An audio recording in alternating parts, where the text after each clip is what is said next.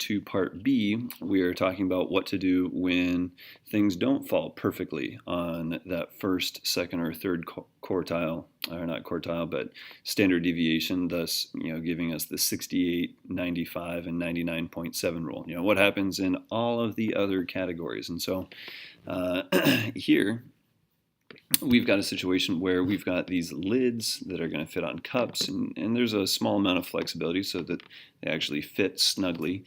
And when lids are too small or too large, customers get frustrated, obviously, if they spill their drink, or if they can't even just fit it on there. So here, what we've got going on is we've got a situation where the diameter needs to be in between 3.95, that's the smallest it can be, and 4.05, that's the biggest it can be, in order to fit properly on a cup. And so the restaurant's lid supplier claims that the diameter follows a normal distribution with a mean of 3.98 and a standard deviation of 0.02. And of course, we're going to assume that this is true. So first part here is finding out what percentage of the lids are too small. And so what we're going to do is, here for part A, what we have is a normal distribution with a mean of 3.98 and a standard deviation of 0.02. Okay, and you should be in the habit, or get in the habit if you're not already, of drawing our normal distribution here as a table. And so the mean will be right here in the middle at 3.98. And then you've got your first, your second, and your third standard deviation. And then you've got the other ways too. And so each one of these would increase or decrease by 0.02. So this would be 4.0, this would be 4.02, and so forth. All right, well, there's a couple ways that we could go about doing this. If we want to, what we could do is we could just use our calculator. We could say, all right, the feature we're using is normal CDF. Okay, so if you go second, vars, and then you'll just see that pop up. It'll be number 2.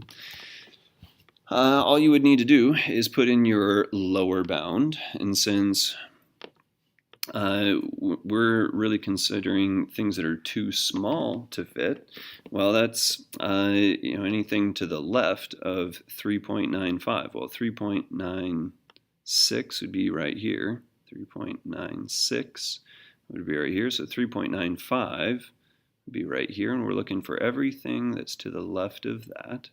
That's our situation.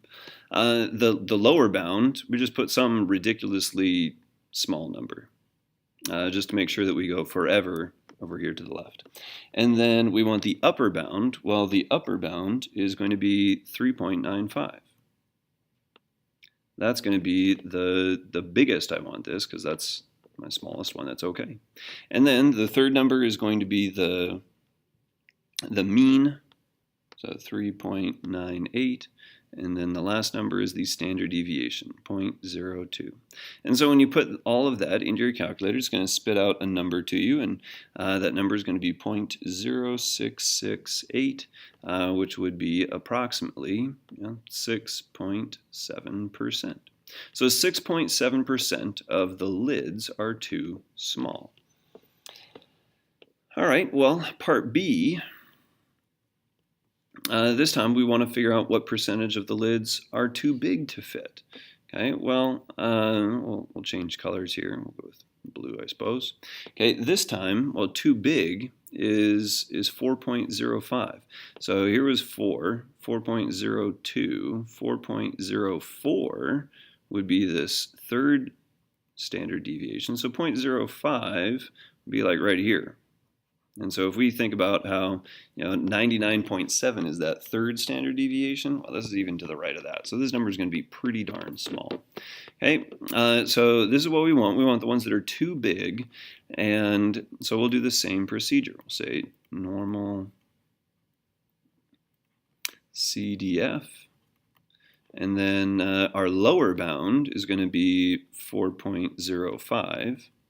Our upper bound, again, we just want to make sure that we have everything. So we're going to pick a way too big number. And then, again, we want the mean, 3.98, and the standard deviation, 0.02. Okay, and we'll go ahead and get our answer, and we get 0.00023. So even when we turn that into a decimal, we have 0.023%. We're going to say that this is virtually nothing.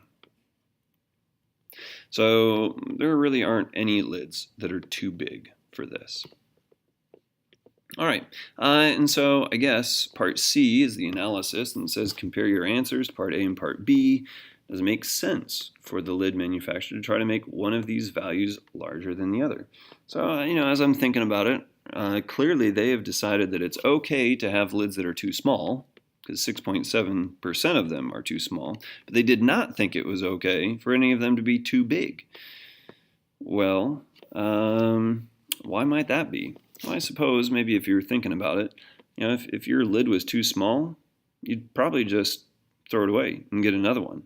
But if your lid was too big, you might actually just put that right on top, and then, it might have a possibility of falling off, and then you'd spill all over yourself. So I suppose it's not a super satisfactory answer, but I suppose that's as good an answer as I have for anything for that particular question. All right, the next one, we're still talking about the same situation with the lids. And it says the supplier is considering changes to reduce the percent of its large cup lids that are too small to 1%. So now we're just looking at that left side, and we want to reduce that from 6.7 to 1. So one way they could do it is adjust the mean. Another way is we could decrease the standard deviation on the lid diameters. So the first one, part A, we're saying that the standard deviation is going to stay at sigma equals 0.02 inches. At what value should the supplier set the mean of its large cup lids so that only 1% are too small to fit? So essentially what we've got here is we've got this situation, we've got a normal distribution, and what we want to find is the mean, mu, but what we know is the standard deviation. That's staying at 0.02. Well, again, there's a couple of ways we could do this. I think this will probably be the way that I would expect you to do it. We're going to go ahead and say inverse normal. So we're going to use another feature. You go second, vars, and then the third one down is inverse norm. And we put in 3 numbers here. Okay, we're going to put the first number as the percent. So typically we use inverse norm when you're given a percent and you want to find say the z-score or the other number. And so we're going to say 0.01, 1%. And then we're going to put our mean and our standard deviation. And so in this case, if we use this looking for the z-score, then the mean would be 0 and the standard deviation would be 1. Okay? And when we put this in, we wind up getting negative 2.33. So that would be the z-score because I had the mean at 0 and the standard deviation at 1. And so what I can do is I can now say, all right, well, putting this in our formula for z-score, if my z-score is negative 2.33, that would be equal to my number, which, here we're looking at too small, so that's the 3.95. That's our actual number, minus the mean, which is what we're trying to figure out, divided by the standard deviation. And of course, now we just have a fairly simple Algebra 1 question to solve for. And so when we solve for the mean, okay, we're multiplying by 0.02. We subtract 3.95. We divide by negative 1. And when all that happens, we get 3.9966, which would be approximately 4. So the sentence that you would write here to finish it off is, you'd say something like, if the mean is 4, with the standard deviation staying at 0.02, then then we would have 1% of the lids that are too small. All right, part B, a similar question. So it's got a pretty similar setup. We're going to, again, now say that we have a normal distribution. This time, the mean is staying at 3.98. But we want to change the standard deviation, sigma. All right, well, so if we do the basic same thing, we have a 1% thing, okay? And so when we are given a percent, we want to find a z-score. We would use inverse normal. And again, we know what that is now. We don't really have to do this. So 0, 1, and we get negative 2.33. And if we put that into our z-score formula, we got negative 2.33. We know our score for being too small is 3.95. We also know the mean, which is 3.98. And now we are dividing by our unknown, sigma. Well, when we put these together, we're going to wind up with negative 2.33 equals negative 0.03 over sigma. And then if I multiply both sides by sigma and then divide by negative 2.33, we would get a sigma value, a standard deviation of 0.013. So again, our final statement here should be something to the effect of, if I change the standard deviation to 0.013 from 0.02, then only 1% of my lids are going to be too small. All right, moving on to a different type of problem. Here we're talking about deciles. Deciles of any distribution, we basically calling those the key points here, the 10th, 20, 30, 40, 50, 60th percentile all the way up to 90th percentile. These are the deciles. And the first and last deciles are 10th and 90th. All right, so what are the first and last deciles of the standard normal distribution? So again, the 10th percentile, we're given a percent. And so when you're given a percent, you're going to be thinking inverse normal. And to get that z-score, because it's standard normal, standard connect to z-score. Well, what do we do? We do inverse norm. And then for the 10%, we would have 0.1. And then, of course, the mean is 0 and the standard deviation is 1. So when you do all this in your calculator, you're going to get negative 1.28. So the 10th percentile in the standard normal distribution is negative 1.28 standard deviations from the mean, which is 0. The second one, which we'll need for the next problem, inverse norm, is the 90th percentile. And so 90th percentile, 90% of the data is less than that, so 0.901. And it's kind of intuitive, but you might understand that this is going to be positive 1.28. So 90% of the data is below 1.28 standard deviations above the mean. All right, well, now looking at it for part B, we're talking about the heights of women. So it's approximately normal. So this has not been standardized yet. You can see that because we've got something other than 0 as the mean and 1 as the standard deviation. But this is a normal distribution, and so again, every time we've got that going on, we're going to make our little plot here, doing the best we can.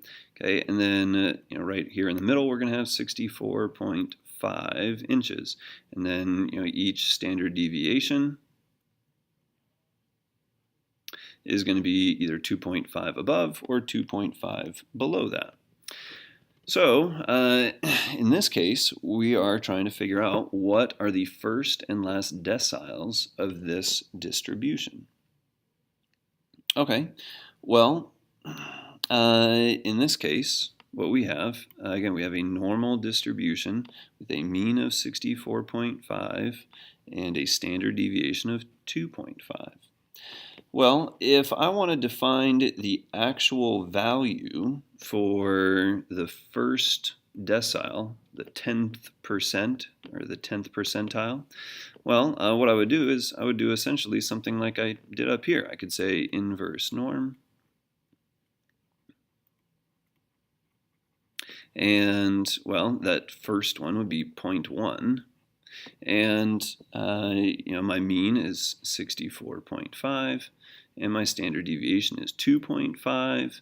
And when I plug this into my calculator, okay, it's going to spit out 61.3. So what does this mean in the context of my problem? Well, it means that 10% of young women are shorter than 61.3 inches. And you would need to write a statement like that. All right, and then the second part is the last decile, the 90th percentile. What percent, or what is the height that 90% of the women are shorter than? So again, we can do inverse norm. And this time we'll say 0.9. And then we've got the mean, 64.5. And then 2.5 is my standard deviation. And when you plug this into your calculator, the number that you'll get is 67.7. And this means that 90% of the young women are shorter than 67.7 inches. All right, moving on to the last thing here. And this was a good one. We even saw it on the multiple choice questions, or at least a version of it on the multiple choice questions. You got this airline, they're flying the same route, same time each day, and so obviously there's a variance in how long that takes. And again, this is a normal distribution. It's not stated it's a standard normal distribution, but it's a normal distribution. And then it gives us essentially a couple pieces of information, but we've got two unknowns. We don't know the mean, we don't know the standard deviation. Right? So those are the two things we're going to find out. And when we had two variables to solve for, back in algebra, we were able to do that only when we had two equations. So we're actually looking to set up a system of equations and then solve that. So here, our first equation, we know that we've got 15% of days. So again, we've been given a percent, and whenever you're given a percent, you want to go the opposite direction. You're thinking about inverse norm. And so we're going to say the inverse norm of 15%, so 0.15. Okay, now we don't know a whole lot here about this, and so we're going to use the standard normal to find out how many standard deviations it is. Okay, so we'll use 0 and 1 for mean and standard deviation, and when we do this, we're going to get negative 1.036. Okay, and then for the other one, okay, we've got 3%. So again, inverse norm. And we've got 0.03. And then 0 and 1 is our mean and standard deviation. And when you plug this into your calculator, you get another number, and we've got negative 1.88. All right, so these are two valuable pieces of information, but they definitely don't tell us what the mean and standard deviation are. So here's what we're going to do.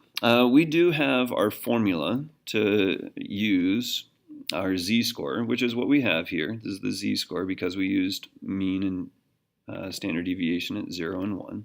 And so we can use these. We're going to say negative 1.036 is equal to our value. Well, now our value is 1 hour in this case. Well, since this one is 75 minutes, we'll convert that to minutes.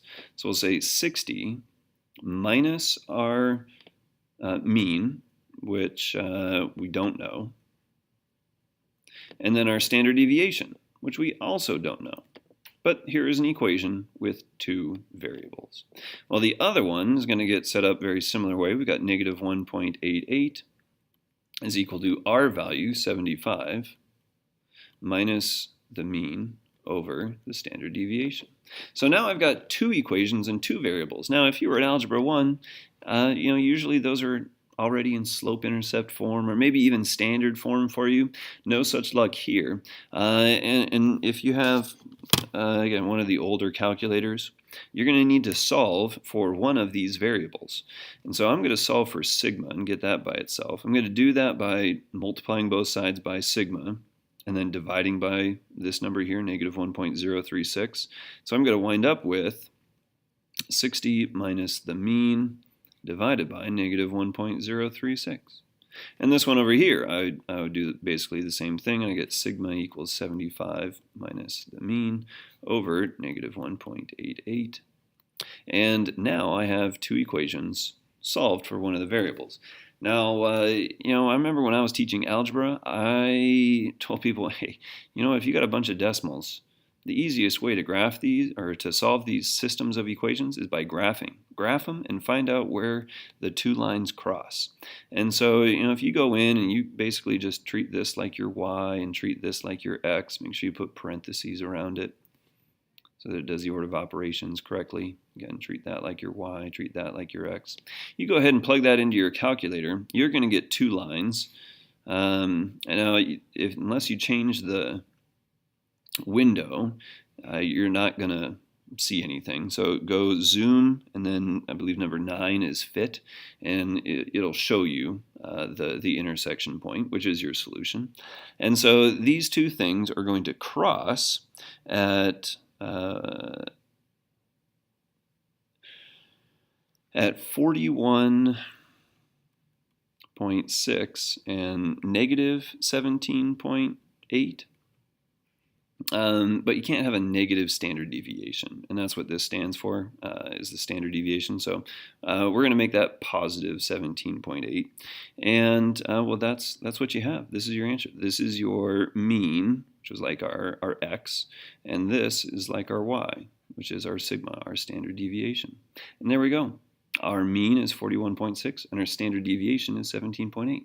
And since you got your calculator on the test, go ahead and use it to find that solution instead of maybe taking a significant amount of time solving that using substitution. All right, that's it for this section.